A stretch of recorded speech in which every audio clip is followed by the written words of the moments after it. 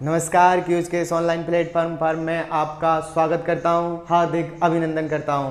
और आज हम राजस्थान के भौतिक प्रदेश के बारे में जानकारी प्राप्त करेंगे। इससे पहले हमने 2-3 वीडियो अपलोड कर दिए हैं राजस्थान से संबंधित, आप उन्हें प्ले लिस्ट में जाकर देख सकते हो, जिससे आपकी ये सीरीज का क्रम बना रहेगा और आप अपने राजस्थान के बारे में जो जानकारियाँ हैं उन्हें अच्छे से प्राप्त कर सकते हो।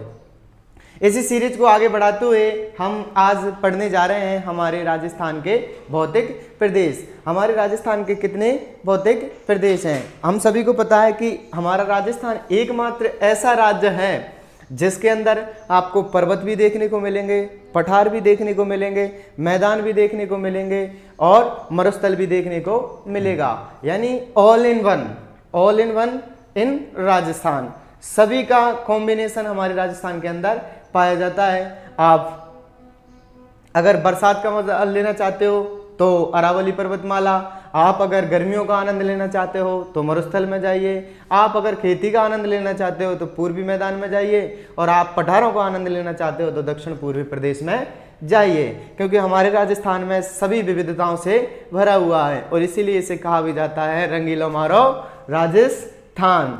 वैसे राजस्थान का जो भौगोलिक के साथ साथ जो इतिहास भी रहा है वो इतिहास भी बहुत समृद्ध रहा है। अभी हम उसके बारे में चर्चा नहीं करेंगे, हम सिर्फ किसके बारे में चर्चा करेंगे? भौतिक प्रदेशों के बारे में। राजस्थान के कितने भौतिक प्रदेश हैं? तो चलिए शुरुआत करते हैं इसी क्लास को।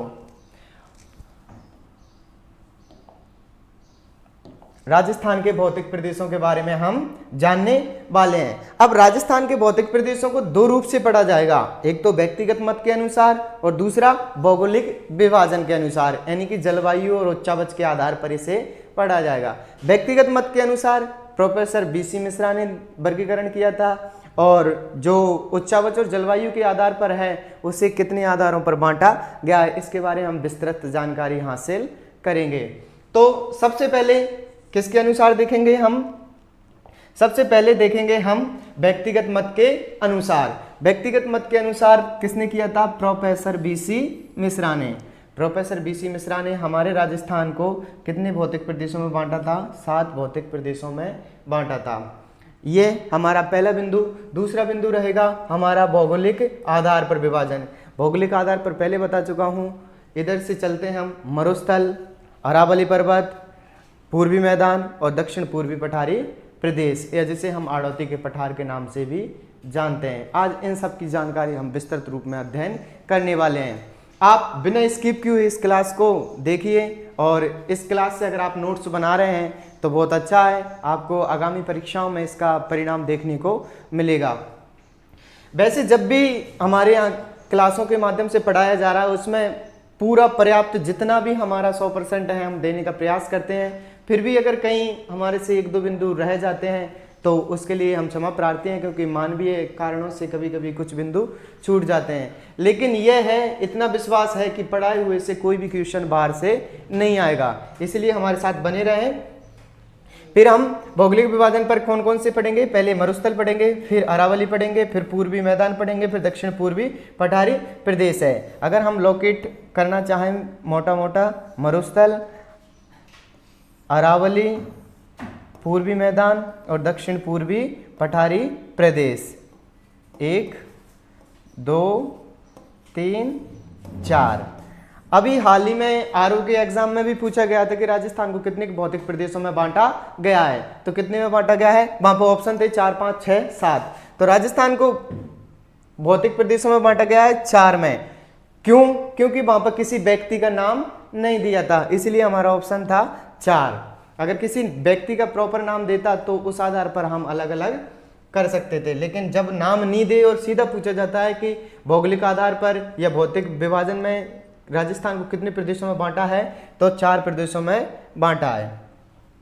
आगे अब सबसे पहले हम व्यक्तिगत मत का जो था प्रोफेसर BC मिश्रा का, हम उसका अध्ययन करने वाले हैं। प्रोफेसर BC मिश्रा ने राजस्थान को 7 भागों में विभाजित किया है। प्रोफेसर BC मिश्रा थे, उन्होंने हमारे राजस्थान को 7 भागों में विभाजित किया है। पहला कहा था उन्होंने, यह हमारा पहले हम दिशा निर्धारण कर लें जिससे आपको और आसानी होगी समझने में। उत्तर, दक्षिण, पूर्व और पश्चिम। जो हमारा पश्चिम का क्षेत्र था उसे उन्होंने किस नाम से नाम दिया था? शुष्क के मरुस्थल के नाम से।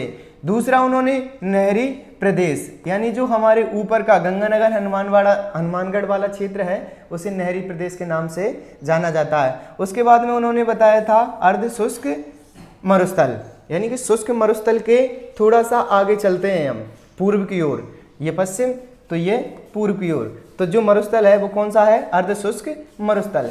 पश्चिम शुष्क मरुस्थल बिल्कुल पश्चिम दिशा में स्थित है। उसके बाद में अर्ध शुष्क मरुस्थल ये कौन सी में है? पश्चिम से थोड़ा हम पूर्व की ओर आगे चलते हैं। नहरी प्रदेश उत्तरी क्षेत्र में है। उसके बाद में अरावली, सभी को पता ही है अरावली हमारे अर्ध शुष्क मरुस्थल और पूर्वी मैदान और दक्षिण पूर्वी पठारी प्रदेश के बीच स्थित है। अरावली में उन्होंने पांचवा बताया था पूर्वी औद्योगिक कृषि क्षेत्र। जो पूर्वी कृषि औद्योगिक क्षेत्र है उन्होंने ये जो ऊपर वाला पार्ट है हमारे पूर्व वाला उसको बताया था। छठा बताया था उन्होंने चंबल बीहड़ क्षेत्र, जो चंबल का बहाव क्षेत्र है उसे चंबल बीहड़ क्षेत्र के नाम से जाना जाता है। तो उन्होंने छठा कौन सा बताया था? चंबल बीहड़ प्रदेश। और सातवां बताया था दक्षिण पूर्वी कृषि प्रदेश, जो हमारे दक्षिण का और थोड़ा सा पूर्व का एरिया होता है वो हमारा कौन सा, किस नाम से जाना जाता है? दक्षिण पूर्वी कृषि प्रदेश के नाम से जाना जाता है। तुम्हें पढ़ने लिखने का काम तो है नहीं, सुबह आते ही चलो ठीक है कोई नहीं। इनका कहना है कि तुम चलने का हौसला तो करो, तुम चलने का हौसला तो करो, दिशाएं बहुत हैं, कांटों की फिक्र मत करो, तुम्हारे साथ दुआएं बहुत हैं। बहुत अच्छी सोच है, पर ये शायरियों से ज़्यादा पढ़ाई पे ध्यान दिया करो। और ये जो तुम लड़के लड़कियों का कॉम्बिनेशन है ना, इसको थोड़ा सा अलग करो, लड़कियां इधर लड़के अलग, ठीक है ना। ये बोलते बाद में लड़कियां, सर लड़के बोलते हैं बाहर जाके, सर ये लड़कियां हमारा ध्यान थोड़ा सा भटकाती हैं, तो इनका ध्यान ना भटकाएं। और लड़के थोड़ा सा अपना मन को कंट्रोल में रखें और इमोशंस पर थोड़ा सा कंट्रोल रखें, इन पर्चियों पर भी विशेष। कम से कम टॉपिक तो देख लिया करो कि टॉपिक कौन सा चल रहा है, किस वक्त पढ़ा रहे हैं आपको। इसमें मरुस्थल और पठारों में हम फंसे हुए हैं और तुम्हें शायरों की याद आ रही है। गजब यार, तुम्हारा भी क्या कहना। आगे तो यहाँ तक कंप्लीट है। शुष्क, अर्ध शुष्क, नहरी प्रदेश, अरावली, पूर्वी कृषि औद्योगिक प्रदेश, चंबल बीहड़ क्षेत्र, दक्षिण पूर्वी कृषि प्रदेश, ये हमारा प्रोफेसर बीसी मिश्रा के अनुसार किया गया वर्गीकरण है। समझ में आ गया होगा। पहले शुष्क मरुस्थल, अर्ध शुष्क मरुस्थल, ऊपर नहरी प्रदेश, अरावली क्षेत्र के ऊपर थोड़ा सा पूर्वी कृषि औद्योगिक प्रदेश और इधर चंबल बीहड़ और नीचे दक्षिण पूर्वी कृषि प्रदेश। तो यहाँ तक ये प्रोफेसर बीसी मिश्रा ने जो वर्गीकरण किया था हमने उसका विस्तृत अध्ययन कर लिया है। आगे प्रोफेसर बीसी मिश्रा ने जो वर्गीकरण किया था उन्होंने राजस्थान के मैप के माध्यम से, जिसकी वजह से आपको अच्छे तरीके से लोकेशन याद हो जाए, राजस्थान का मैप का प्रयोग किया है। जिससे क्योंकि ना जो चीज़ें हमें बताई जाती हैं उनसे बेहतर जो मैप में समझाई जाती हैं वो थोड़ा सा हमारे ज़्यादा समय तक हमारे मस्तिष्क के अंदर रहती हैं। इसीलिए आपके लिए मैप की व्यवस्था की थी कि प्रोफेसर बीसी मिश्रा ने जो राजस्थान का भौगोलिक विभाजन किया है वो सात प्रदेशों में बांटा है। अब वो 7 प्रदेश कौन कौन सी जगह स्थित है आप देख सकते हो। पहला शुष्क, दूसरा अर्ध शुष्क, तीसरा नहरी, यानी जो राजस्थान का उत्तरतम क्षेत्र है, राजस्थान का उत्तरी क्षेत्र है वो नहरी प्रदेश के नाम से जाना जाता है। जो पश्चिमी क्षेत्र है वो किस नाम से जाना जाता है? शुष्क मरुस्थल के नाम से। ये नहरी प्रदेश और शुष्क मरुस्थल के पास में जो क्षेत्र है वो किस नाम से जाना जाता है? अर्ध शुष्क मरुस्थल के नाम से जाना जाता है। ये हमारी अरावली पर्वत माला है, इसे अरावली के नाम से जाना जाता है। पांचवा, ये हमारा जो क्षेत्र है वो किस नाम से जाना जाता है? पूर्वी कृषि औद्योगिक प्रदेश के नाम से जाना जाता है। जो छठा क्षेत्र है हमारा चंबल बीहड़ क्षेत्र के नाम से जाना जाता है। इसमें कुछ भाग दक्षिण पूर्वी कृषि प्रदेश का भी आता है। तो ये हमारा प्रोफेसर BC मिश्रा के अनुसार किया गया भौगोलिक विभाजन था। उत्तर में नहर, उत्तर में नहर, पश्चिम में शुष्क और अर्धशुष्क, पूरब में पूर्वी कृषि औद्योगिक प्रदेश। चंबल याद रख सकते हो, कोटा से आसानी से याद रख सकते हो कि जो चंबल बीड़ क्षेत्र है वो दक्षिण पूर्वी राजस्थान में स्थित है। और दक्षिण पूर्वी कृषि प्रदेश, आप इस वाले क्षेत्र को ये आसानी से याद रख सकते हो, जो कि बागड़ और हमारे हाड़ौती को शामिल किया जाता है। तो इसमें दक्षिण पूर्वी कृषि प्रदेश में बागड़ का एरिया और इधर हमारा दक्षिण पूर्वी राजस्थान का थोड़ा सा एरिया किया जाता है। इसमें दक्षिण पूर्व का जो एरिया है उसको हम चंबल बीहड़ क्षेत्र के नाम से जानते हैं। जो हमारी चंबल नदी, जो कि मध्य प्रदेश के जानापाव की पहाड़ियों से, महू से आकर हमारे राजस्थान में आती है, और हमारे राजस्थान में उसका प्रवेश द्वार है 84गढ़, चित्तौड़गढ़ के अंदर। हालांकि हम नदियों के बारे में इसके विस्तृत जानकारी प्राप्त करेंगे। लेकिन जो चंबल होती है वो चंबल आने के बाद में सर्वाधिक उत्काद यानी बेडलैंड भूमि का निर्माण करती है, यानी उबड़ खाबड़ भूमि का निर्माण करती है। तो उस वाले क्षेत्र को उन्होंने चंबल बीहड़ कहा था, क्योंकि चंबल आने के बाद में जो पृथ्वी होती है उसमें नालियाँ, उसमें उबड़, उसमें खाबड़ जो क्षेत्र होता है टोंक सवाई माधोपुर तक का, जिसमें सर्वाधिक कोटा के बाद में झालावाड़ के बाद में सवाई माधोपुर के बाद में थोड़ा सा धौलपुर सवाई माधोपुर वाला जो एरिया है उसमें सर्वाधिक उत्पात करती है। इसीलिए इसे चंबल बीहड़ क्षेत्र के नाम से जाने जाते हैं। चंबल बीहड़ वैसे भी डाकों के लिए प्रसिद्ध रही है। एक मूवी है, उसका शायद एक डायलॉग भी है कि साहब जो चंबल बीहड़ को तो लोगों ने ऐसे ही बदनाम कर रखा है, असली डाकू तो पार्लियामेंट में पाए जाते हैं। खैर ये अलग मुद्दा है, पर चंबल बीहड़ को आप याद रख सकते हो कि जो चंबल वाला क्षेत्र है वो चंबल बीहड़ के नाम से जाना जाता है, और ये हमारा दक्षिण पूर्वी कृषि प्रदेश के नाम से जाना जाता है। ये तो था हमारा प्रोफेसर BC मिश्रा के अनुसार किया गया भौगोलिक विभाजन। मैं उम्मीद करता हूं कि आपको फिर से अच्छे तरीके से समझ में आ गया होगा, और नहीं भी आया हो तो आप क्लास को थोड़ा सा बैक जा करके पुनः देख सकते हो, जिससे आपकी स्मृति और तेज होगी, आप यादों को थोड़ा और याद रख सकते हो।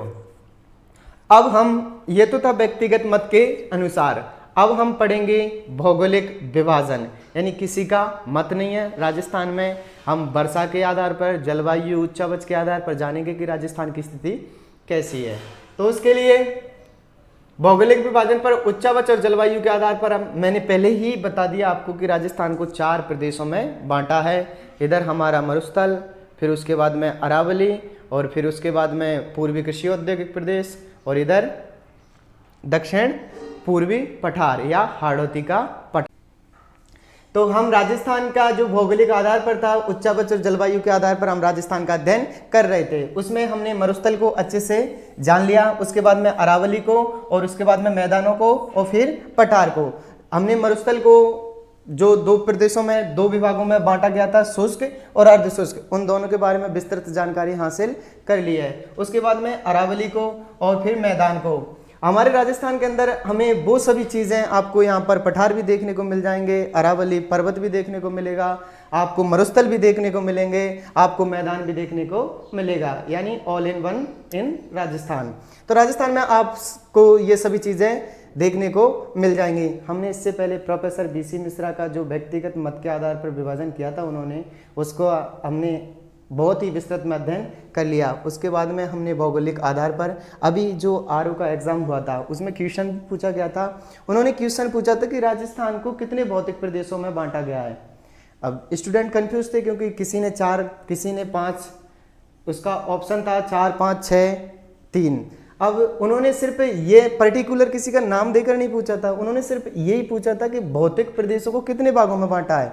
तब हमारा आंसर होगा 4, क्योंकि अगर किसी व्यक्ति विशेष का नाम नहीं देता है तो सिर्फ भौतिक प्रदेशों में कितने क्षेत्रों में बांटा है, 4 क्षेत्रों में बांटा है। यहाँ तक आपको ये पूरी मैप के थ्रू जानकारी आ गई होगी कि जो हमारा पश्चिम का क्षेत्र है मरुस्थल के नाम से जाना जाता है, जो पूर्व का क्षेत्र है मैदान के नाम से जाना जाता है, और जो पूर्व दक्षिण पूर्व का क्षेत्र है वो पठार के नाम से जाना जाता है। और हमारे जो मरुस्थल और पूर्वी मैदान के जो बीच का पार्ट है वो अरावली के नाम से जाना जाता है। ये हमारे राजस्थान के 4 भौतिक प्रदेश थे। अब हम एक एक प्रदेश के बारे में बहुत गहन अध्ययन करने जा रहे हैं। हम शुरुआत करते हैं मरुस्थल के साथ में।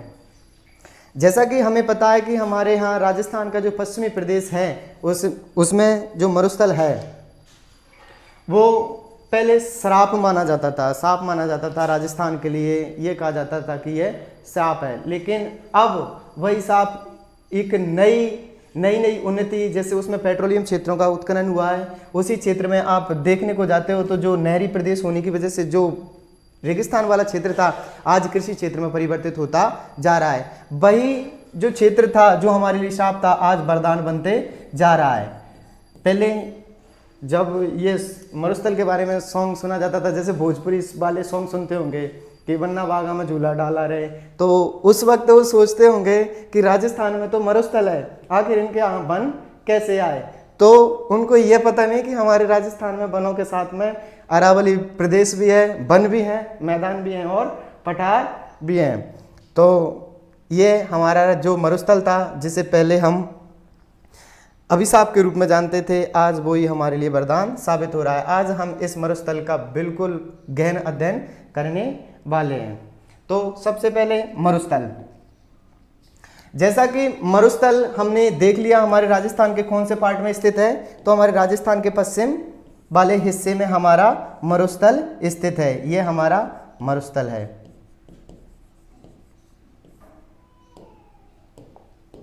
तो मरुस्थल, अब मरुस्थल का क्षेत्रफल है 61.11%। जो हमारे राजस्थान का पूरा 100% क्षेत्र माना जाता है उसका 61.11% सिर्फ मरुस्थल अपने पास रखता है। इसमें पॉपुलेशन पूछी जाती, जनसंख्या, तो जनसंख्या अपने पास में 40% रखता है। इसके अंदर जिले पूछे जाते हैं, जिले 12 इसके अंदर आते हैं। इसकी जलवायु पूछी जाती है तो शुष्क और अर्धशुष्क, क्योंकि हम अभी इसको 2 पार्टों में और आगे जाकर के बांटेंगे।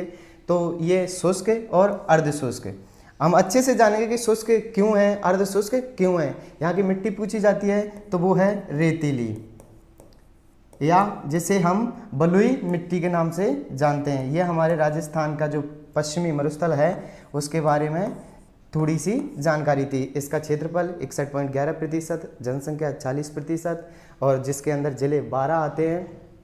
और हमारी जो यहाँ की जलवायु है वो शुष्क और अर्धशुष्क जलवायु है। उसके बाद में यहाँ की जो मिट्टी है वो कौन सी है, रेतीली बलुई मिट्टी है। अब आगे यहाँ पर दे रखा है आपको क्षेत्रफल 61.11%, जनसंख्या 40%, जिले 12 और इसकी मिट्टी रेतीली, शुष्क अर्धशुष्क जलवायु पाई जाती है। और ये हमारे अरावली के पश्चिम में स्थित है। पूछ लिया जाता है कभी कभी मरुस्थल की स्थिति, तो वो ऑप्शन दे देगा आपको अरावली के पूर्व में, अरावली के पश्चिम में, दक्षिण पूर्वी पठार के प्रदेश के पश्चिम में। तब हमें याद रखना है, अगर वो पठार के पश्चिम में पूछता है तो भी मरुस्थल है, और अरावली के पश्चिम में पूछता है तो भी हमारा मरुस्थल स्थित है। ये तो थी मरुस्थल के बारे में थोड़ी सी मोटी मोटी जानकारी। अब और कि जो मरुस्थल था, थार के जो हमारा मरुस्थल है उसे थार के मरुस्थल के नाम से जाना जाता है, जिसका हमारे भारत के अंदर 4 राज्यों के अंदर विस्तृत या विस्तार पाया जाता है। सर्वाधिक हमारे राजस्थान के अंदर पाया जाता है, जो शायद 58% के समथिंग हमारे राजस्थान के अंदर विद्यमान है। तो थार के मरुस्थल के नाम से भी जाना जाता है। यहाँ सर्वाधिक जैव विविधता, पूरे विश्व के जितने भी मरुस्थल हैं ओवरऑल उनको देखा जाता है, तो जो हमारा थार का मरुस्थल है इसके अंदर सर्वाधिक जैव विविधता पाई जाती है, सर्वाधिक वनस्पति यहाँ पाई जाती हैं, सर्वाधिक जनसंख्या यहाँ पाई जाती है। विश्व के हिसाब से भी देखा जाता है तो हमारा जो मरुस्थल है सर्वाधिक जैव विविधता वाला है, और ये सर्वाधिक जनसंख्या घनत्व वाला भी है। विश्व के सापेक्ष में भी ये सर्वाधिक जैव विविधता रखता है और सर्वाधिक जनसंख्या घनत्व रखता है। अब इसका निर्माण हुआ था टर्शियरी काल में, और इसकी लंबाई, मरुस्थल की लंबाई है हमारी, ये हमारा पश्चिम वाला एरिया है 600 किलोमीटर। कितनी है लंबाई है 600 किलोमीटर, और चौड़ाई है हमारी कितनी 300 किलोमीटर। लंबाई 600, चौड़ाई 300 किलोमीटर। तो ये लंबाई चौड़ाई हमारी किसकी है, मरुस्थल की।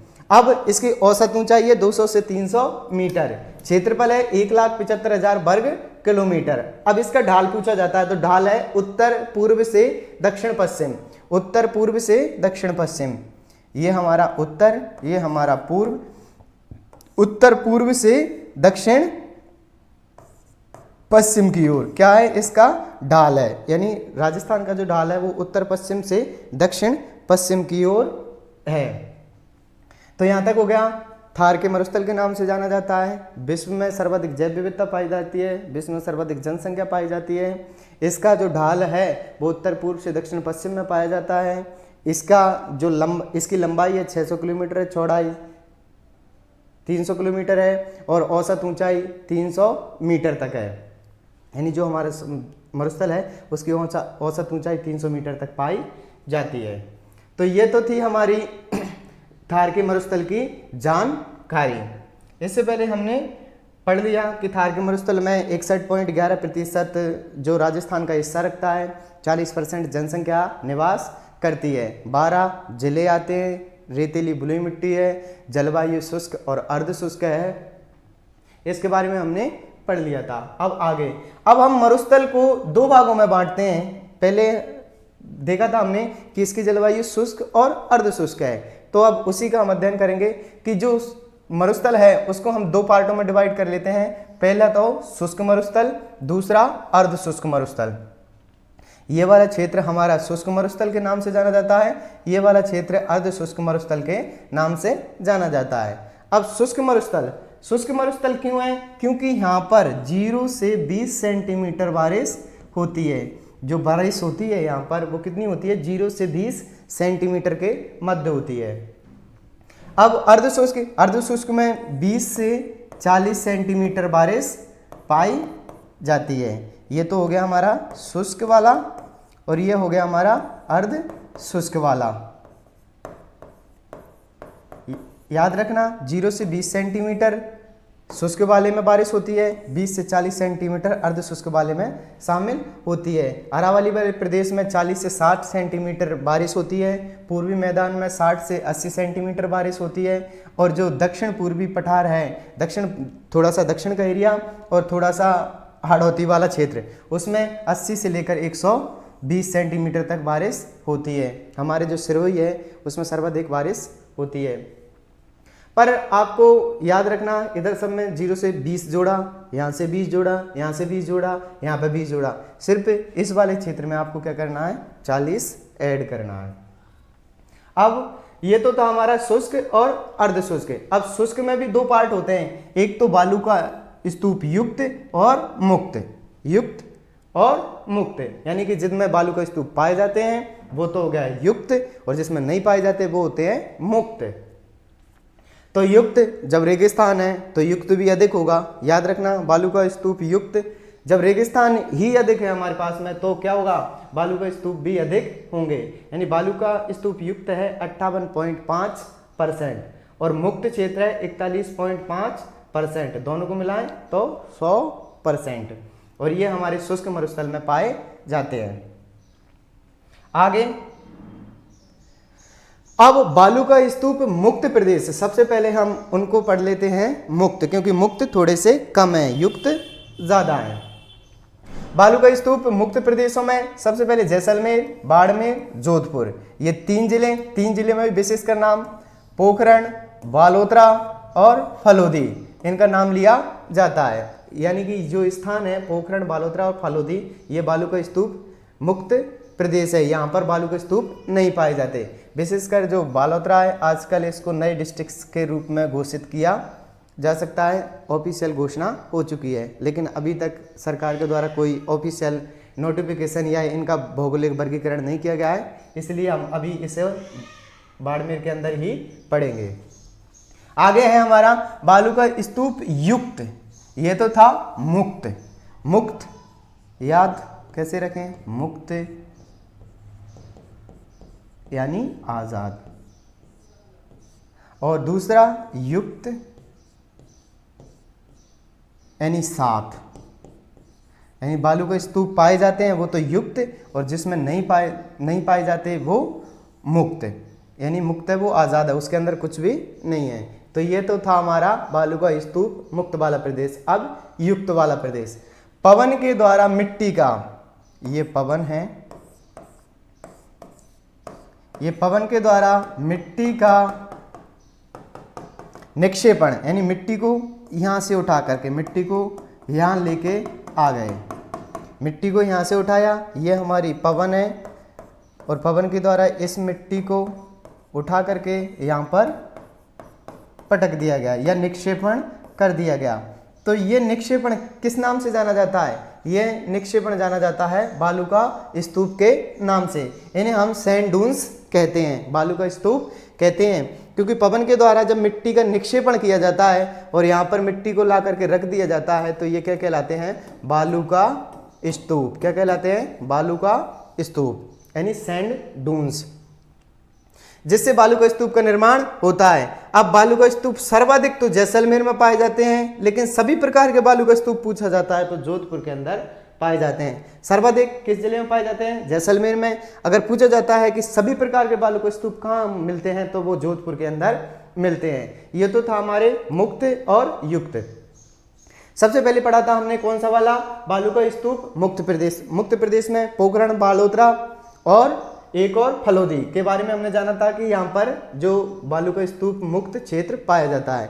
दूसरा पढ़ा था हमने बालू का स्तूप युक्त प्रदेश, पवन के द्वारा मिट्टी के निक्षेपण को एक स्थान से दूसरे स्थान पर जहाँ पर ले जा करके रख दिया जाता है और उससे जो बालू का निर्माण होता है उसे बालू का स्तूप कहते हैं। सर्वाधिक बालू का स्तूप जैसलमेर में पाए जाते हैं, लेकिन सभी प्रकार के बालू का स्तूप कहाँ पाए जाते हैं? सभी प्रकार के जोधपुर में देखने को मिलते हैं। ये तो था हमारा बालू का स्तूप मुक्त और युक्त प्रदेश। अब मुक्त हो गया हमारा। अब जो युक्त था बालू का स्तूप जिसमें पाए जाते थे, अब उसमें कौन कौन से प्रकार बालू का स्तूप देखने को मिलते हैं, हम उनके बारे में अध्ययन करेंगे कि ये बालू का स्तूप है वो कौन कौन से पाए जाते हैं। तो सबसे पहला, और जहाँ तक एग्जामिनर का सबसे फेवरेट क्वेश्चन भी यहीं से रहता है उसका, कि बरखान बालू का स्तूप कैसे होते हैं? जब पवन के द्वारा मिट्टी को एक अर्धचंद्राकार रूप में ला करके रख दिया जाता है। ये पवन है, ये मिट्टी है, ये मिट्टी उड़ते उड़ते आती है हमारी, और ये अर्धचंद्राकार रूप का निर्माण करती है। ये तो मिट्टी और ये अर्धचंद्राकार रूप का निर्माण करती है, इसे ही हम बरखान के नाम से जानते हैं। किस नाम से जानते हैं? बरखान के नाम से जानते हैं। ये अर्धचंद्राकार होते हैं। कैसे होते हैं? अर्धचंद्राकार होते हैं। दूसरा, सर्वाधिक अगर कोई बालू का स्तूप गतिशील है तो वो कौन सा है? सर्वाधिक गतिशील बालू का स्तूप बरखान है। बरखान की जो अभी यहाँ बना, उसके बाद में थोड़ी सी बाद फिर पवन आई, यहाँ पर निर्माण हो गया, यानी कि सर्वाधिक अगर बालू का स्तूप देखे जाते हैं तो वो कौन से हैं गतिशील वाले? वो बरखान हैं। बरखान समझ में आ गया होगा। वापस से जो हवा के निक्षेपण के द्वारा अर्धचंद्राकार आकृति का निर्माण किया जाता है, मिट्टी को या जो हमारी रेत है उसके द्वारा जो अर्धचंद्राकार का निर्माण किया जाता है, बरखान के नाम से जाना जाता है। इनकी आकृति अर्धचंद्राकार होती है, सर्वाधिक गतिशील होते हैं। आगे अनुप्रस्थ। अब अनुप्रस्थ ये समकोण का निर्माण करते हैं। जैसे ये पवन आते ही ये समकोण पर ऐसे पवन ऐसे आती है और ये निर्माण कर दे, यानी समकोण पर ये निर्माण कर दे, तो ये अनुप्रस्थ बालू का स्तूप कहलाते हैं। समकोण का निर्माण करते हैं। जैसे देख सकते हो यहाँ से अगर पवन चलती है तो यहाँ पर लाके मिट्टी का निक्षेपण करती है और ये समकोण पर ये इस मिट्टी को लाकर रख देती है। अब ये कहाँ देखने को मिलते हैं? एक तो बाड़मेर में और दूसरा जोधपुर के अंदर देखने को मिलते हैं। कौन से वाले? अनुप्रस्थ बालू का स्तूप। इससे पहले हमने बरखानों को पढ़ लिया। आगे अनुदैर्ध्य या रेखीय। यहाँ तो नाम से ही स्पष्ट होता है रेखीय या अनुदैर्ध्य। तो रेखीय ये हमारा मरुस्थल, और मरुस्थल के समानांतर जब हवाएं चलती हैं, और हवाओं के साथ में जो मिट्टी ला करके जमा की जाती है, उसे अनुदैर्ध्य या रेखीय बालू का स्तूप के नाम से जानते हैं। ये बिल्कुल समानांतर होते हैं, रेखीय होते हैं और ये कहाँ पर पाए जाते हैं? जैसलमेर के अंदर देखने को मिलते हैं। अभी तक पढ़ा था अर्धचंद्राकार कौन से होते हैं? वर्खान। समकोण पर अनुप्रस्थ। और फिर उसके बाद पढ़ा था हमने अनुदैर्ध्य या रेखीय, यानी कि हवा के समानांतर, और ये जैसलमेर में देखने को मिलते हैं। अर्धचंद्राकार सर्वाधिक गतिशील होते हैं, ये बाड़मेर जोधपुर में देखने को मिलते हैं। ये हमारे 3 बालू का स्तूप कंप्लीट। अब चौथा पैराबोलिक या यूरोपियन। ये भी यहाँ से भी बहुत सी बार क्वेश्चन उठा लिया जाता है पैराबोलिक या यूरोपियन से। ये क्या होता है? जो औरतों की पिन होता है लगाने का, यहाँ वो बालों वगैरह में यूज़ करती हैं, तो वो यूरोपियन होता है, उसके जैसा होता है, जैसे यहाँ लगाती हैं वो, तो उसके जैसा होता है। उन लड़कियों के पास में भी होगा। तो पैराबोलिक या यूरोपियन के समान होता है। इसमें कुछ नहीं, जस्ट अपोजिट किसके? बरखान के। बरखान में पवन ऐसे निर्माण कर रही थी, इसमें क्या हो जाएगा? ये बरखान के थोड़े से विपरीत निर्माण हो जाएगा। जैसे ये है, इधर से पवन आएगी और इसका निर्माण कर देगी। वापस से बना देता हूं थोड़ा सा। ये हमारा पैराबोलिक है, यानी कि महिलाओं की हेयरपिन के समान होता है। तो ये कौन कौन से जिलों में पाया जाता है? JBBJ, जैसलमेर, बीकानेर, बाड़मेर, जोधपुर, इनके अंदर हमें ये पैराबोलिक देखने को मिलता है। ये हमारी पवन है, इसके द्वारा ये रेत को लेकर आते हैं और इसका निर्माण करते हैं। 4 हमारे बालू के स्तूप हो गए। एक बार पुनः बरखान अर्धचंद्राकार का निर्माण करते हैं, सर्वाधिक गतिशील होते हैं। उसके बाद में हमारा था अनुप्रस्थ, समकोण का निर्माण करते हैं। और उसके बाद में था हमारा अनुदैर्ध्य, यानी कि पवन के समानांतर निर्माण होता है। उसके बाद में पैराबोलिक, महिलाओं की हेयरपिन के समान होते हैं, जो कि बरखान के विपरीत पाए जाते हैं। आगे कभी हो सकता है वो सिर्फ नाम दे के भी पूछ ले कि पैराबोलिक क्या है, तो बरखान बहुत सी बार एग्ज़ाम में पूछ भी लिया जाता है। उसके बाद में हमारे 4 अब और 2-3 और हैं जो उनको पढ़ देते हैं। सीप बालू का स्तूप। सीप बालू का स्तूप में कुछ नहीं होता। जो बरखान होते हैं उनकी एक भुजा लंबी हो जाती है। जो बरखान थे, जैसे ये इधर से या इधर से ऊपर से पवन, इसके अंदर ऊपर से पवन आती है, ऊपर से पवन आती है, तो पवन आते आते इधर और चली जाती है। तो एक वाला जो पार्ट होता है, इधर वाला हिस्सा, वो थोड़ा सा एक भुजा आगे निकल जाती है। इसमें क्या होता है? एक भुजा आगे बढ़ जाती है। चूरू, बीकानेर, जैसलमेर में पाए जाते हैं। जैसे ये हमारी हवाएं आ रही हैं, हवाएं आने के बाद में ये वाला क्षेत्र था वो आगे निकल गया। इससे हम किस नाम से जानते हैं? सीप बालू का स्तूप के नाम से जानते हैं। उसके बाद तारानुमा, इसको तो हर कोई जानता है। तारानुमा यानी कि तारे की जैसी आकृति होगी वो तारानुमा होगा। अब इनका निर्माण अनियमित पवनों से होता है। कभी पवन इधर की चलेगी, कभी पवन इधर की चलेगी, कभी पवन इधर की चलेगी और कभी पवन इधर की चलेगी। अब इनसे कौन सा निर्माण होगा? देख सकते हो आप, कौन सा निर्माण हुआ? तारा बालू का स्तूप। यानी कि अनियमित पवनों से, पवनें कोई एक निश्चित दिशा में, निश्चित क्रम में नहीं चलती हैं, तो इसका निर्माण अनियमित पवनों से होता है। इसमें 3-4 भुजाएं होती हैं, 1, 2, 3, 4, जरूरी नहीं है 4 ही हो, कभी 3 भी हो सकती हैं। ये जैसलमेर, बीकानेर और गंगानगर में पाए जाते हैं। तारानुमा बालू का स्तूप। हमारा एक और सब्र का पीस जो बालू का स्तूप होते हैं वो कैसे होते हैं? अब सब्र का पीस बालू का स्तूप वो होते हैं जो झाड़ी है, कोई पेड़ है कोई, उसके आसपास जो निर्माण हो जाते हैं उसे सब्र कपीस के नाम से जाना जाता है। यानी इनका निर्माण अधिकतर झाड़ियों के पास में होता है। इसमें ये पाया कहाँ जाता है? जैसलमेर के अंदर, बाड़मेर के अंदर और जोधपुर के अंदर ये पाया जाता है। सीप बालू का स्तूप में जो बालू का स्तूप होता है उसकी एक भुजा बढ़ जाती है और ये बीकानेर, जैसलमेर में देखने को मिलता है। उसके बाद में तारानुमा, अनियमित पवनों के द्वारा इसका निर्माण होता है। इसमें 3 या 4 भुजाएं होती हैं। जैसलमेर, बीकानेर, गंगानगर में देखने को मिलता है। उसके बाद में सब्र का पीस यानी झाड़ियों के पास इसका निर्माण होता है। ये हमारे कुछ महत्वपूर्ण जो बालू का स्तूप थे उनके बारे में हमने अध्ययन किया था। इससे पहले हमने मुक्त क्षेत्र को पढ़ लिया था। अभी हम युक्त क्षेत्र को पढ़ रहे हैं। युक्त क्षेत्र में ये हमें देखने को मिलते हैं। आगे अर्ध शुष्क मरुस्थल। अब ये तो था हमारे शुष्क मरुस्थल में, अब पढ़ते हैं हम अर्ध शुष्क मरुस्थल के बारे में। अर्ध शुष्क मरुस्थल को अब हमने 4 पार्टों में फिर डिवाइड कर दिया। ये हमारा राजस्थान शुष्क मरुस्थल कंप्लीट हो गया, ये हमारा अर्ध शुष्क मरुस्थल।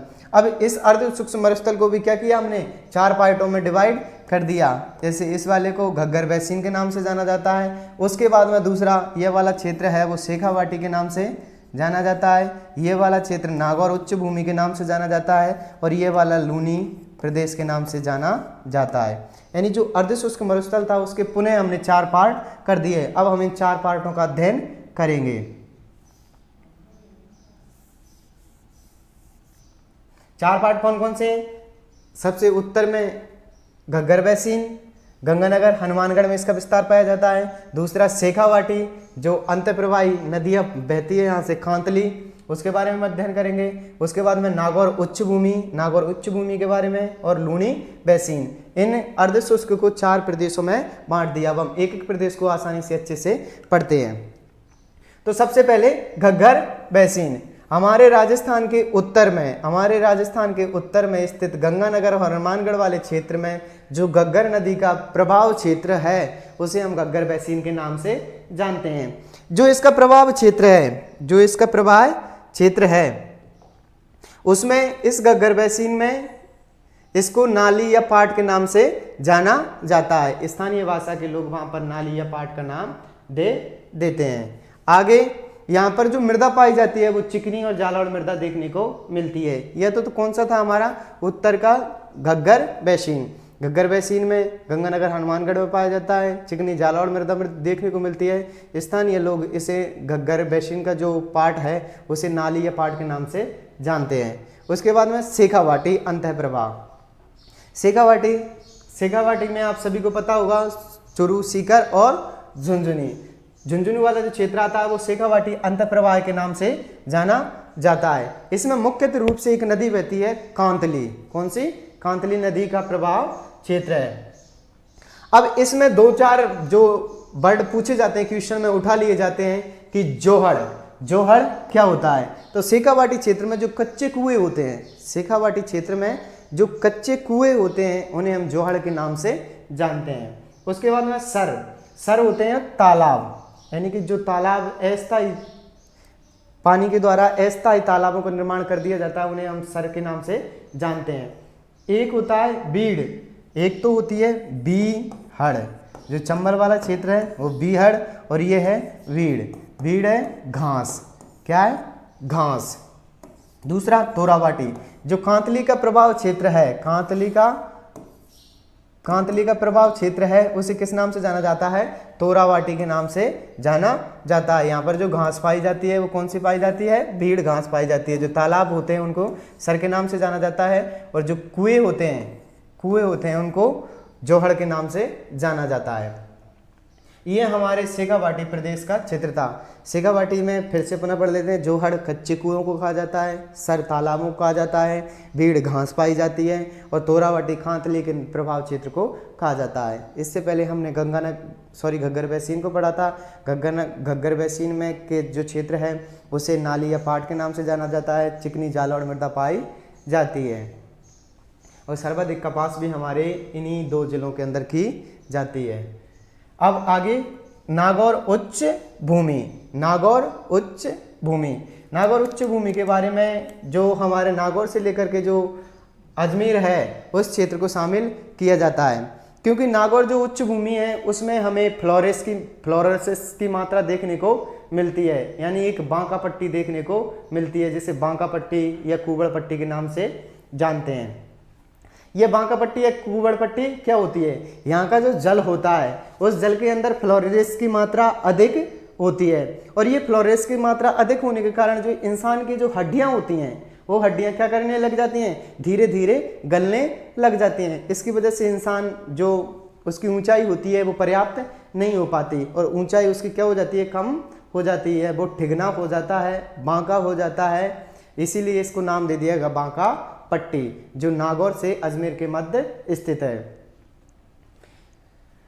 तो ये नागौर उच्च भूमि समझ में आ गई होगी। नागौर उच्च भूमि में नागौर से लेकर के अजमेर का जो क्षेत्र है उसे हम किस नाम से जानते हैं? कुंवड़ पट्टी या बांका पट्टी के नाम से जानते हैं। अब लास्ट बचता है हमारा कौन सा? लूणी बेसिन। लूणी बेसिन को हम गौड़वाड़ बेसिन के नाम से भी जानते हैं। इसमें पाली, जालौर, सिरोही, बाड़मेर, जोधपुर का जो क्षेत्र है वो किस प्रदेश में आता है? गौड़वाड़ बेसिन के अंदर आता है। घग्गर बेसिन नालीपाट कहा जाता है, चिकनी जालौर मृदा पाई जाती है। दूसरा पड़ा था शेखावाटी अंतर प्रभाव, खांतली का प्रभाव क्षेत्र है, इसमें जोहड़ कुएं पाए जाते हैं, सर तालाब पाए जाते हैं, बीड़ घास पाई जाती है। और तोरावाटी के क्षेत्र, जो खांतली का क्षेत्र है उसे तोरावाटी के नाम से जाना जाता है। उसके बाद में पढ़ा था नागौर उच्च भूमि। नागौर उच्च भूमि में बांका पट्टी पड़ी थी। अजमेर से नागौर के मध्य जो फ्लोरेसिस की मात्रा जल के अंदर पाई जाती है वो किसके नाम से जानी जाती है? बांका पट्टी के नाम से जानी जाती है, और इसे कुंवड़ पट्टी भी कहा जाता है। याद रखना, बीड़ घास होती है, बीहड़ चंबल का जो क्षेत्र है उसे जाना जाता है। दूसरा पढ़ा था हमने लूणी बेसिन। लूणी बेसिन हमारे राजस्थान में गौड़वाड़ बेसिन के नाम से जाना जाता है। पाली, जालौर, सिरोही, बाड़मेर और जोधपुर के अंदर स्थित है। ये तो हमारा था अर्धशुष्क मरुस्थल। आगे है हमारे जो उस अर्धशुष्क मरुस्थल में कुछ महत्वपूर्ण जो तत्व हैं या जो शब्द हैं हम उनका अध्ययन करेंगे। जैसे खड़ीन। खड़ीन अस्थायी पानी की झीलें होती हैं। जैसे बारिश हुई, यह बारिश है, यह हमारा मरुस्थल है। इस मरुस्थल में जैसे यहाँ थोड़ा सा नीचा है, तो यहाँ जो पानी की झील का निर्माण हुआ, इन्हें हम किसके नाम से जानते हैं? खड़ीन के नाम से जाना जाता है। और खड़ीन में जो पालीवाल ब्राह्मण थे, पालीवाल ब्राह्मणों ने क्या कर दी? खेती। और उन्होंने जो खेती की थी उसे किस नाम से जाना जाता है? खड़ीन कृषि के नाम से जाना जाता है। किस नाम से जाना जाता है? खड़ीन कृषि के नाम से जाना जाता है। तो खड़ीन क्या है? मरुस्थल में अस्थायी पानी की झीलें होती हैं, इन्हें हम खड़ीन के नाम से जानते हैं। आगे जो खड़ीन होती हैं उसमें पालीवाल ब्राह्मणों के द्वारा खेती की गई थी, इसलिए इसे खड़ीन कृषि के नाम से जानते हैं। आगे रनिया टाट। जो दलदली या अनुपजाऊ भूमि होती है उसे हम रन या टाट के नाम से जानते हैं। जो दलदली या अनुपजाऊ भूमि होती है उसे क्या कहते हैं? रन या टाट। आगे जलपट्टी, बहुत ही महत्वपूर्ण और रेगिस्तान का वरदान। ये जो जलपट्टी है, रेगिस्तान में पीने को पानी नहीं था, तो कहते हैं कि जिसने मुंह दिया वो खाने को भी देगा। तो जो राजस्थान था, राजस्थान में भी वही हुआ। राजस्थान में भी जो पोखरण से मोहनगढ़ का क्षेत्र था, पोखरण से मोहनगढ़ का क्षेत्र था, उसके अंदर जलपट्टी देखने को मिलती है। अब ये जलपट्टी भूगर्भिक विधिवेताओं के अनुसार तो ये कहा जाता है कि जो हमारी सरस्वती नदी थी, जो मृत है, उसका जो क्षेत्र था, यानी कि जो क्षेत्र था वो यहाँ से गुजरता था, और उसी के अवशेष हमें देखने को मिलते हैं। कहा जाता है कि ये सरस्वती नदी का अवशेष है। आगे जो पोखरण से लेकर के मोहनगढ़ के बीच जो जलपट्टी स्थित है उसे हम किस नाम से जानते हैं? इसे हम जलपट्टी के नाम से जानते हैं। अब ये जलपट्टी क्या है? ये 60 किलोमीटर लंबी है। इसकी लंबाई है 60 किलोमीटर। इस जलपट्टी में एक चांदल नलकूप है, चांदल नलकूप, यानी कि इसे थार का घड़ा कहा जाता है। थार का घड़ा के नाम से जाना जाता है चांदल नलकूप को। अब इस जलपट्टी के ऊपर सेवण घास भी देखने को मिलती है। सेवण घास जो कि गौड़ावन की प्रजनन स्थली के लिए बहुत प्रसिद्ध है और बहुत पौष्टिक घास भी मानी जाती है सेवण घास। हालांकि हम और घासों के बारे में भी अध्ययन करेंगे। कुछ 2-4 महत्वपूर्ण घास हैं, जैसे खसखस, जो कि भरतपुर वाले क्षेत्र में, सवाई माधोपुर वाले क्षेत्र में होती है। खसखस घास जो इत्र बनाने के कार्य की जाती है, जिससे इत्र का निर्माण किया जाता है। और इत्र का निर्माण की शुरुआत जो की थी वो की थी असमद बेगम ने। खैर अभी उसके बारे में हम चर्चा नहीं करेंगे, बाद में जब उधर पूर्वी मैदान पढ़ेंगे तब उस घास की चर्चा कर लेंगे। फिलहाल सेवण घास गौड़ावन की प्रजनन स्थली के रूप में प्रसिद्ध है। जो गौड़ावन होते हैं यहाँ पर प्रजनन स्थली करते हैं, यानी यहाँ पर आकर के वो अपने जो बच्चे होते हैं उनका जन्म देते हैं। आगे जो जलपट्टी समझ में आ गई, 60 किलोमीटर की है, पोखरण से मोहनगढ़ के बीच स्थित है, सेवन घास स्थित है, चांदन नलकूप है जिसे थार का गढ़ा के नाम से जाना जाता है, 60 किलोमीटर लंबी है, सरस्वती नदी के अवशेष देखने को मिलते हैं। दूसरा एक और इम्पोर्टेंट, आज एक और भूवैज्ञानिकों के द्वारा एक और नई पट्टी का खोज की जा रही है, वो है बायतू टू सांचौर। बायतू से लेकर के सांचौर के बीच, यानी बायतू बाड़मेर से लेकर के सांचौर जालौर के मध्य एक और पट्टी खोजी गई है। ये भी कहा जा रहा है कि मीठे पानी की जल की पट्टी है। यहाँ तक समझ में आ गया होगा। एक बार पुनः रिवीजन। खड़ीन, खड़ीन किसे कहते हैं? खड़ीन मरुस्थल में अस्थायी पानी की झीलें होती हैं जिनमें पालीवाल ब्राह्मणों के द्वारा कृषि की गई थी, खड़ीन कृषि के नाम से जानी जाती है। उसके बाद में पढ़ा था हमने रनिया टाट, यानी कि जो दलदली भूमि या अनउपजाऊ भूमि होती है उसे हम रनिया टाट के नाम से जानते हैं। जलपट्टी पढ़ा था, पोखरण से लेकर मोहनगढ़ के बीच में 60 किलोमीटर की जो जलपट्टी पाई जाती है उसे हम जलपट्टी के नाम से जानते हैं। ये सरस्वती का अवशेष है और इसमें हमने चांदन नलकूप देखने को मिलता है, सेवन घास देखने को मिलती है जो घोड़ावन की प्रजनन स्थली रही है। और उसके बाद में दूसरी नई जलपट्टी खोजी जा रही है बायतू बाड़मेर से सांचौर जालौर के मध्य। तो ये हमारे कुछ और महत्वपूर्ण जो बिंदु थे उनके बारे में हमने अध्ययन किया। आगे पीवड़ा। पीवड़ा सब जानता होगा, सांप। क्या है ये? सांप की प्रजाति है, सर्प की एक प्रजाति है। इसका रंग पीला होता है और ये जैसलमेर में देखने को मिलता है। बहुत ही जहरीला सर्प होता है। पीवड़ा क्वेश्चन पूछा जा सकता है, एक तो होता है पीवड़ा और एक होता है पावड़ा। कौन सा? एक तो पीवड़ा और एक पावड़ा। पीवड़ा सर्प और पावड़ा जमाई या दामाद।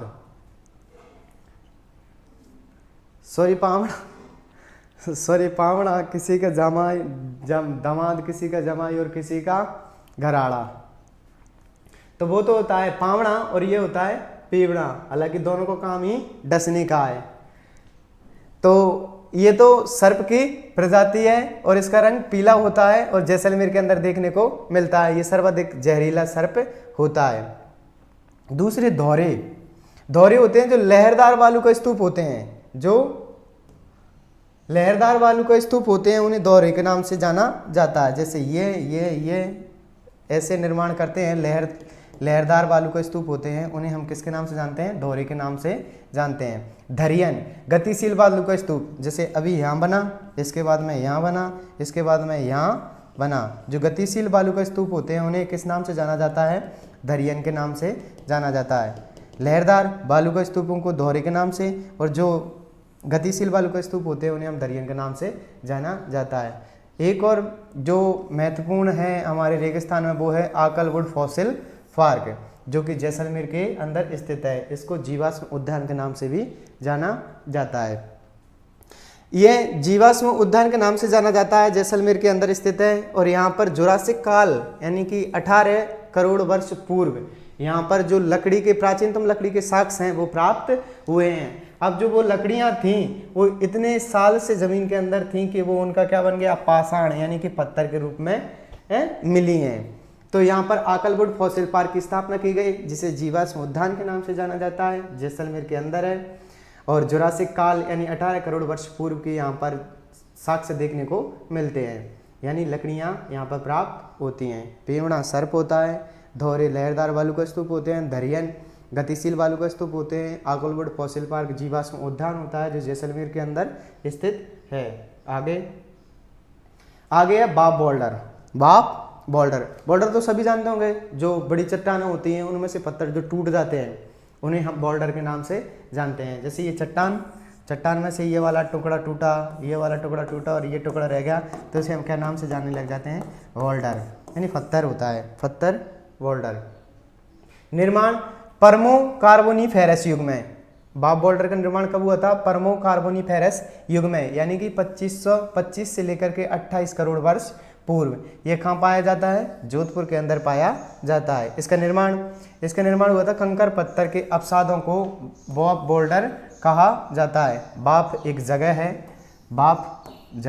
बाप जो जोधपुर के अंदर स्थित है। जोधपुर में क्या है? बाप, और बोल्डर यानी कि पत्थर। तो जो कंकड़ पत्थरों के अवसादों से निर्माण हुआ था उसे बोल्डर कहा जाता है प्रमुख कार्बोनिफेरस युग में 25 से 28 करोड़ वर्ष पूर्व। आगे नकलिस्तान। नकलिस्तान मरुस्थल में जो पानी के आसपास का जो हरियाली विकसित हो जाती है उसे नकलिस्तान के नाम से जाना जाता है। जैसे ये हमारा जल, और जल के पास में जो हरियाली विकसित हो जाती है, घास विकसित हो जाते हैं, उसे हम किस नाम से जानते हैं? नकलिस्तान के नाम से जानते हैं। बा बोल्डर पर्मो कार्बोनिफेरस 25 से 28 करोड़ वर्ष पूर्व के हैं। यह जोधपुर के अंदर देखने को मिलते हैं। कंकड़ पत्थर के अवसादों से इनका निर्माण होता है। दूसरा पढ़ा था हमने नकलिस्तान, जो समुद्र है, जो रेगिस्तान है, उसमें जो जल है, उस जल के आसपास जो वनस्पति विकसित हो जाती है उसे हम नकलिस्तान के नाम से जानते हैं, यानी कि जो आसपास हरियाली हो जाती है। आगे ये तो हो गए हमारे दो क्षेत्र, एक तो शुष्क मरुस्थल और दूसरा अर्ध शुष्क मरुस्थल। शुष्क मरुस्थल 61.11%, 40% जनसंख्या रखता है, 12 जिले आते हैं और रेतीली बलुई मिट्टी पाई जाती है। जलवायु शुष्क और अर्ध शुष्क देखने को मिलती है। उसके बाद में हमने अर्ध शुष्क को पढ़ा था। अर्ध शुष्क में 4 प्रदेश पढ़े थे। ऊपर घग्गर बैसिन, दूसरा पढ़ा था शेखावाटी अंतर प्रवाह क्षेत्र, तीसरा पढ़ा था हमने नागौर उच्च भूमि, चौथा पढ़ा था लूनी बैसिन। घग्गर बैसिन को नाली या पाट के नाम से जाना जाता है और उसमें मिट्टी पाई जाती है, जलोढ़ मिट्टी। उसके बाद में पढ़ा था हमने शेखावाटी प्रदेश, कांतली के अपवा क्षेत्र को तोरावाटी के नाम से जाने जाते हैं। उसमें जोहड़ पाए जाते हैं, जो कच्चे कुएं होते हैं, और उसके बाद में सर, जो अस्थायी तालाब होते हैं, उन्हें सर के नाम से जाना जाता है। और एक और जो कांतली का प्रभाव क्षेत्र है उसे तोरावाटी के नाम से जानते हैं। उसके बाद में हमने पढ़ा था नागौर उच्च भूमि। नागौर उच्च भूमि के अंदर क्या था? नागौर उच्च भूमि के अंदर था जो बांका पट्टी थी या कुबड़ पट्टी थी। उसमें फ्लोरेसिस की मात्रा होने के कारण इंसान वहाँ की उनकी गड्डियों का गलना प्रारंभ हो जाता है, जिसकी वजह से वो ठिगने हो जाते हैं। उसके बाद में हमने पढ़ा था लूनी बैसिन, जिसे गौड़वाड़ बैसिन के नाम से भी जानते हैं। इसमें जालौर, बाड़मेर, सिरोही, जोधपुर का क्षेत्र आता है। अभी तक ये पढ़ा था। उसके बाद में हमने पढ़ा था शुष्क मरुस्थल के 2 पार्ट किए थे। शुष्क मरुस्थल के एक तो बालू का स्तूप युक्त और दूसरा मुक्त। युक्त कम यानी 41.5%, मुक्त अधिक यानी 58.5% पाया जाता है। मुक्त में तो थे हमारे जैसलमेर, दूसरा बाड़मेर और तीसरा जोधपुर जो देखने को मिले थे। उसमें एक तो पोखरण, दूसरा बालोतरा और एक फलोदी। हमें वो 3 जो स्थान थे वो कौन से थे? बालू का स्तूप, मुक्त थे। उसके बाद में पढ़ा था हमने युक्त में जो 41.5% क्षेत्र था उसमें कौन कौन सी दशाएं देखने को मिलती हैं? शुष्क वाले में 0 से 20 सेंटीमीटर बारिश होती है, अर्ध शुष्क में 20 से 40 सेंटीमीटर बारिश होती है। इस वाले में वनस्पति बिल्कुल शून्य पाई जाती है, जबकि अर्ध शुष्क में थोड़ी वनस्पतियां देखने को मिल जाती हैं। आगे पढ़ा था हमने उसी क्रम में पढ़ा था कि जो मरुस्थल है उसे हमने 2 पार्टों में डिवाइड कर लिया था। उसके बाद में हमने मुक्त को पढ़ लिया। अब युक्त को पढ़ते हैं। युक्त में जो दौरे थे अर्धचंद्राकार थे, यानी कि जो पवन के द्वारा अर्धचंद्राकार निर्माण किया जाता है उन्हें हम बरखान के नाम से जानते हैं। बरखान बालू का स्तूप सर्वाधिक गतिशील होते हैं। उसके बाद में हमने पढ़े थे और भी बालू का स्तूपों के बारे में, तारानुमा के बारे में जो कि अनियमित हवाओं के निर्माण से होता है, सीप के बारे में जिसकी एक भुजा आगे की ओर निकल जाती है, सीप के नाम से जाना जाता है, और सप्रक या कपीस के नाम से जो कि झाड़ियों के पास में विकसित हो जाते हैं। और पढ़ा था हमने आगे कि जो बाब बोल्डर है वो जोधपुर के अंदर स्थित है और ये इनका अवसादों का निर्माण हुआ है। जो बोल्डर हैं वो उनका अवसादों या कंकड़ पत्थरों की वजह से इनका निर्माण हुआ है। 25 से 28 करोड़ वर्ष पूर्व के हैं, पर्वो कार्बोनिफेरस युग के। उसके बाद में हमने आकलवुड फॉसिल पार्क पढ़ा था। यहाँ पर पे हमें 20 से 25 करोड़ वर्ष पुरानी जो लकड़ी के साक्ष्य हैं वो देखने को मिले। वो आज पाषाण के रूप में आकलवुड फॉसिल पार्क जैसलमेर में स्थित है, जिसे जीवाश्म उद्यान के नाम से भी जाना जाता है। ये तो था हमारा अभी तक का रिवीजन। आगे अरावली प्रदेश आया, अरावली पर्वतमाला। अब अरावली पर्वतमाला हमने पश्चिमी क्षेत्र को अच्छे तरीके से विस्तार से अध्ययन कर लिया। मुझे नहीं लगता इसमें कोई बिंदु रहा होगा, फिर भी अगर कोई बिंदु रहा होगा तो मैं एक बार और देखने के बाद आपको और लिखवा दूंगा। आगे अरावली पर्वतमाला। अरावली पर्वतमाला का विस्तार हमारे राजस्थान में है और ये हमारे गुजरात के खेड़ ब्रह्मा से, हालांकि ये चलती तो हिंद महासागर से आती है, हिंद महासागर से जली जल के अंदर आ रही है, लेकिन स्थलीय रूप पे हमें गुजरात के खेड़ ब्रह्मा से देखने को मिलती है। और कहाँ तक जाती है? रायसीना हिल्स दिल्ली तक। जो संसद भवन है हमारा, वहाँ तक ये अरावली पर्वतमाला का विस्तार है। ये तो पूरे भारत के अंदर विस्तार है। अब हमारे राजस्थान के अंदर कहाँ से प्रवेश करती है? तो हमारे राजस्थान के अंदर प्रवेश करती है आबू से, यानी आबू सिरोही से। आबू सिरोही से हमारे राजस्थान में दक्षिण पश्चिम से यह प्रवेश करती है। और कहाँ तक करती है? खेतड़ी झुंझुनू तक। इसका विस्तार कहाँ तक है? आबू पर्वत सिरोही से लेकर के खेतड़ी झुंझुनू तक। राजस्थान के संबंध में पूछा जाता है, इसका विस्तार तो बताना है आबू पर्वत सिरोही से लेकर के खेतड़ी झुंझुनू तक। अगर भारत में पूछा जाता है तो खेड़ ब्रह्मा गुजरात से लेकर के रायसीना हिल दिल्ली तक इसका विस्तार पाया जाता है। अब इसका निर्माण हुआ था प्री कैम्ब्रियन काल में। जो अरावली है हमारा, अरावली है, उसका निर्माण कब हुआ था? प्री कैम्ब्रियन काल में। इसकी दिशा पूछी जाती है तो दक्षिण पश्चिम से उत्तर पूर्व, दक्षिण पश्चिम से उत्तर पूर्व। ये हमारा दक्षिण, ये पश्चिम। दक्षिण पश्चिम से किस दिशा में जा रही है? ये हमारी उत्तर पूर्व की दिशा में, पूर्व और उत्तर। एक बार फिर बना दूं आपको, ये हमारा दिशा है उत्तर, दक्षिण, पूर्व और पश्चिम। तो इसका विस्तार है दक्षिण पश्चिम से उत्तर पूर्व की ओर पाया जाता है। इसका निर्माण प्री कैम्ब्रियन काल में हुआ था। इसकी दिशा हमने पढ़ ली। अब इसका इसके निर्माण के आधार पर कौन सी है? बलित।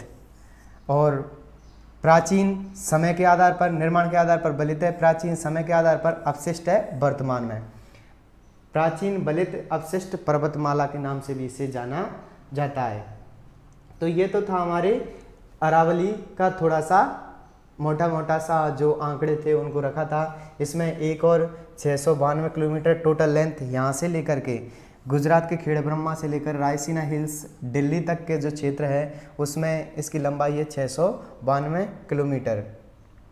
अगर हमारे प्रॉपर राजस्थान की पूछा जाता है तो राजस्थान में है 550 किलोमीटर, यानी कि जो आबू पर्वत सिरोही से लेकर के खेतड़ी झुंझुनू तक का जो क्षेत्र है, ये वाले क्षेत्र, इस वाले क्षेत्र की लंबाई है 550 किलोमीटर। तकरीबन अगर प्रतिशत में भी पूछा जाता है तो 80% के समथिंग ये हमारा अरावली का हिस्सा हमारा राजस्थान रखता है। औसत ऊंचाई है 930 मीटर, यानी अगर ओवरऑल सारी जो चोटियां हैं उनकी औसत ऊंचाई देखते हैं तो 930 मीटर होती है। अरावली पर्वतमाला के बारे में ये मोटी जानकारियाँ थी। कौन सी? प्री कैम्ब्रियन काल में इसका निर्माण हुआ था। दिशा दक्षिण पश्चिम से उत्तर पूर्व है। इसकी टोटल लंबाई 692 किलोमीटर है। हमारे राजस्थान में 550 किलोमीटर, 80% ये हिस्सा रखती है। ये गुजरात के खेड़ ब्रह्मा से प्रारंभ होकर के रायसीना हिल्स दिल्ली तक जाती है। हमारे राजस्थान में आबू पर्वत सिरोही से प्रवेश करती है और खेतड़ी झुंझुनू तक इसका विस्तार पाया जाता है। उसके बाद में इसकी औसत ऊंचाई देखी थी हमने 930 मीटर पाई जाती है।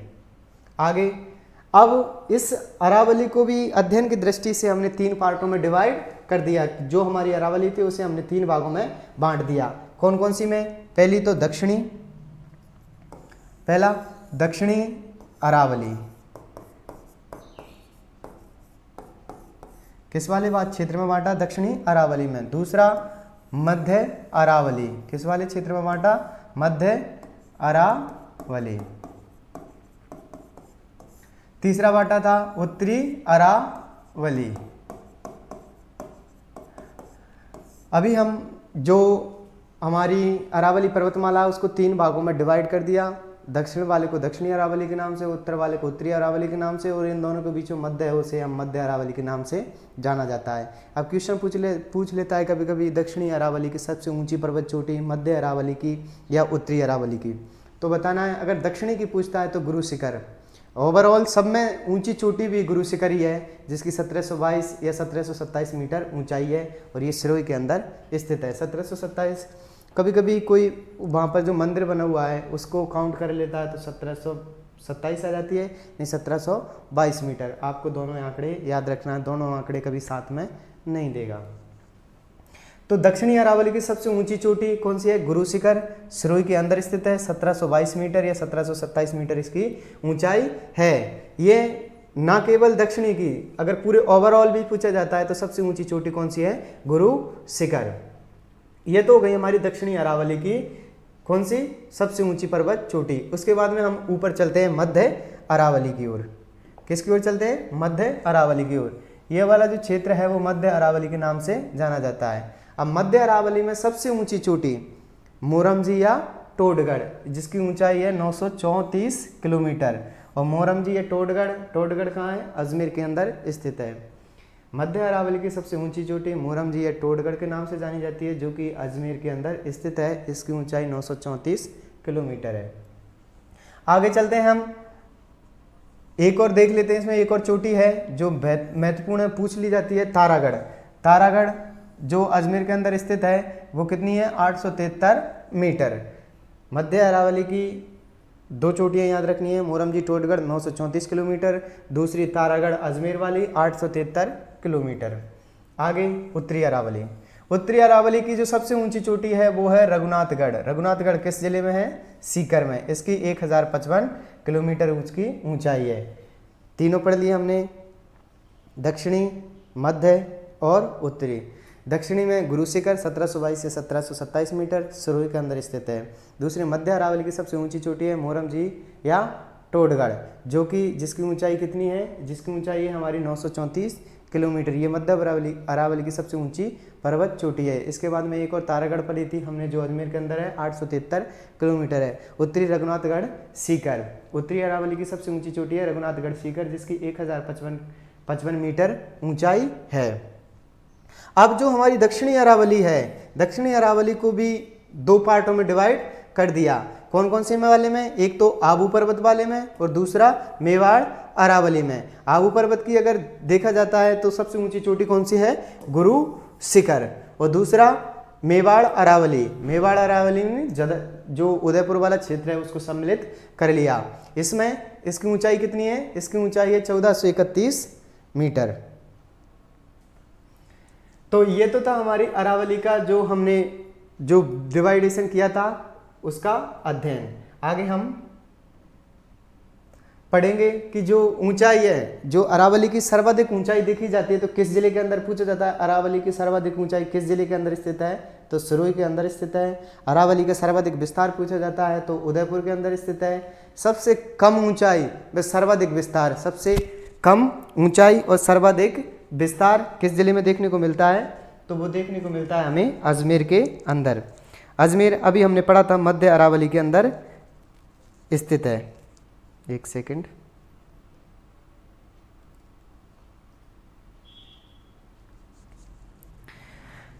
तो ये हमने यहां तक अध्ययन कर लिया।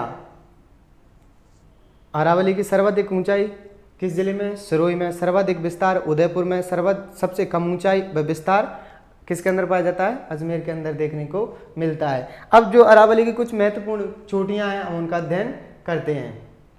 सबको अच्छे तरह से पता है, ये ट्रिक सभी को आती है। गुरु से दिल जरा अच्छे कर, ऋषि का सज्जन मोर खूह में साथ बोली रोज बोले है। यहां तक रखना, गुरु से दिल जरा अच्छे कर। गुरु से जो दिल है हमारा थोड़े अच्छे करो। तो इसमें गुरु से गुरु शिखर, से शेरगढ़, दिल से देलवाड़ा, जरा से जरगा, अच्छे से अचलगढ़, कर से कैसे कुंभलगढ़ और रे से रघुनाथगढ़। अब इनके याद रखना, गुरु शिखर की ऊंचाई 1722 मीटर सिरोही के अंदर स्थित है। शेरगढ़ की 1597 मीटर सिरोही के अंदर स्थित है। देलवाड़ा की 1442 मीटर जो कि सिरोही के अंदर स्थित है। जरगा की 1431 मीटर जो कि उदयपुर के अंदर स्थित है। अचलगढ़ की 1380 मीटर जो कि सिरोही के अंदर स्थित है। कुंभलगढ़ की 1224 किलोमीटर जो कि राजसमंद के अंदर स्थित है। रघुनाथगढ़ सीकर में स्थित है। उत्तरी अरावली की सबसे ऊंची चोटी है, इसकी ऊंचाई है 1055 मीटर। तो याद रखना, गुरु से दिल जरा अच्छे कर। गुरु से गुरु शिखर, से शेर, दिल से देलवाड़ा, जैसे जरगा, अच्छे से अचलगढ़, कैसे कुंभलगढ़ और रे से रघुनाथगढ़। यहाँ तक याद हो गया होगा। थोड़ी बहुत इनका क्रम कभी पूछ लिया जाता है कि इनको आरोही क्रम में या अवरोही क्रम में स्थित कीजिए, तब ये ट्रिक आपके काम आ जाएगी। और नॉर्मली पूछा जाता है आपसे कि आपको 4 चोटियों का नाम दे दिए, गुरु शिखर, शेर, अचलगढ़ या जरगा, फिर पूछे वो सबसे छोटी चोटी कौन सी है, तो अचलगढ़। सबसे ऊंची चोटी कौन सी है, तो गुरु शिखर। अब आगे और थोड़ी सी और चोटियां। ऋषि का सज्जन मोर खो में सात बोली रोज, सात बोली रोज बोले। तो रे से ऋषि से ऋषिकेश, ऋषिकेश उदयपुर में 1017 मीटर इसकी ऊंचाई है। कैसे कमलनाथ, कमलनाथ उदयपुर में 1001 मीटर इसकी ऊंचाई है। सज्जन से सज्जनगढ़ उदयपुर में है 938 मीटर है। मोह से मोहरम जी जो अजमेर में 937 मीटर है। खो से खो जयपुर में है, याद रखना खो जयपुर में है 920 मीटर है। सा से सायरा, सायरा उदयपुर में है 900 मीटर इसकी ऊंचाई है। तय से तारागढ़, तारागढ़ जो अजमेर में है, अजमेर में है उसकी 873 मीटर है। आगे है हमारी बोली यानी कि बिलाली, बिलाली अजमेर में है 875 मीटर। रोज से है रोजा भाकर जो कि जालौर में है 730 मीटर। आप लिख लो अगर ट्रिक पूरी करना चाहो तो। बोले यानी ऋषि का सज्जन मोर खो में सात, सात बोली रोज बोले। इधर गुरु से दिल जरा अच्छे कर, गुरु से दिल जरा अच्छे कर। ऋषि का सज्जन मोर खो में सात बोली रोज बोले। ये हमारी अरावली की कुछ महत्वपूर्ण जो चोटियां थी उनके बारे में अध्ययन कर लिया। अगर क्वेश्चन पूछा जाता है तो इससे बाहर नहीं पूछा जाएगा चोटियों के बारे में। आगे है हमारे अरावली की कुछ पठार, जो अरावली का क्षेत्र है उसके कुछ पठार। उन पठारों में सबसे जो हमारे राजस्थान का सबसे ऊंचा पठार है उसे हम उड़िया पठार के नाम से जानते हैं। किस नाम से जानते हैं? उड़िया पठार। उड़िया यानी कि उड़ रहा है, ऊपर है, तो याद रखना सबसे ऊंचा भी कौन सा होगा? हमारा उड़िया पठार। इसकी ऊंचाई कितनी है? 1360 मीटर। ये राजस्थान का सबसे ऊंचे पठार है। राजस्थान का सबसे ऊंचा पठार कौन सा है? उड़िया पठार 1360 मीटर। आबू पर्वत, आबू पर्वत सिरोही में है और ये 1200 मीटर है। उसके बाद भोराट, भोराट ये सेकंड है यानी राजस्थान का दूसरा सबसे ऊंचा पठार है। इसकी ट्रिक है राहू।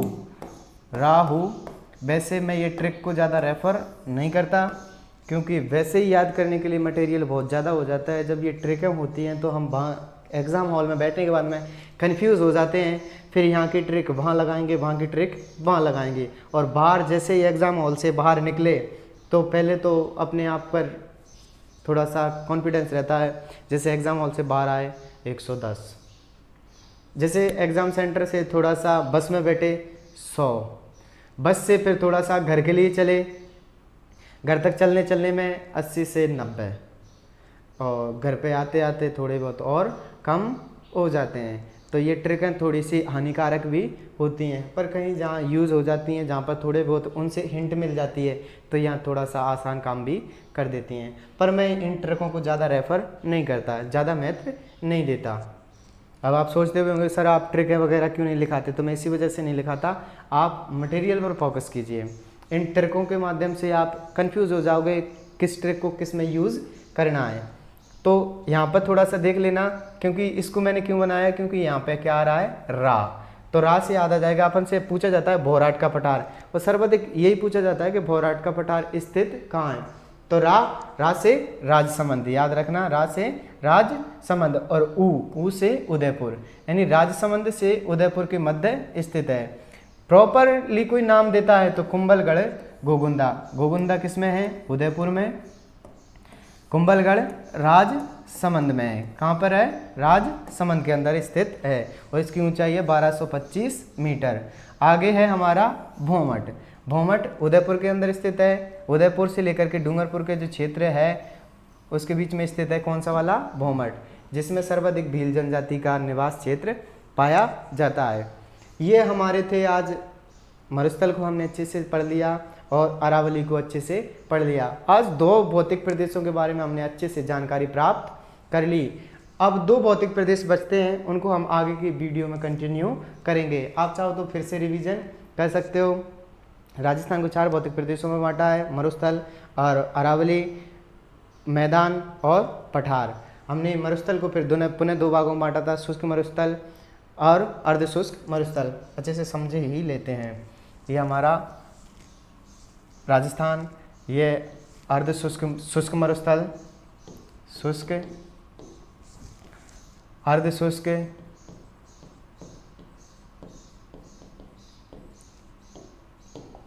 ये वाला क्षेत्र जो था वो अरावली क्षेत्र के नाम से, सॉरी ये इसको आप पूरा रख सकते हो, अरावली के नाम से जाना जाता है। किसके नाम से? अरावली। अरावली के बाद में हमने पढ़ा था पूर्वी मैदान, फिर पढ़ा था ये वाला क्षेत्र पठार के रूप में। तो अभी हमारे कितने टॉपिक कंप्लीट हो गए? ये हमारे इन दोनों को अच्छे से पढ़ लिया, मरुस्थल को अच्छे से पढ़ लिया,